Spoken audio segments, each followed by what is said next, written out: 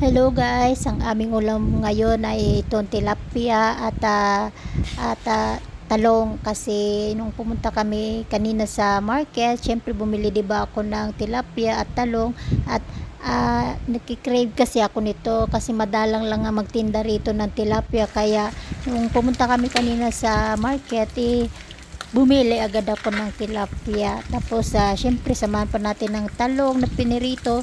Ay, napakasarap talaga nito, guys. Ayan na, guys.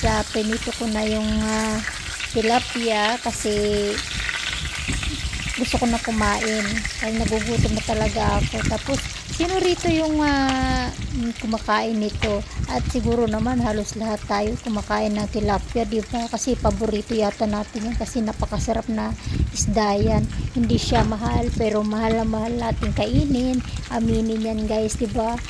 Yan ang mga halos sa paborito ng Pilipino na kainin at ulamin. At ito talagang mahirap sa nagpiprito ng isda kasi nagtatalsikan, guys. Ang hirap para nakikipag-away doon sa kawalis. Yung nakaka-experience niya. Yung parang nakikipag fencing sa kawali kasi nakasakit kaya pag natalsikan ka ng mantika.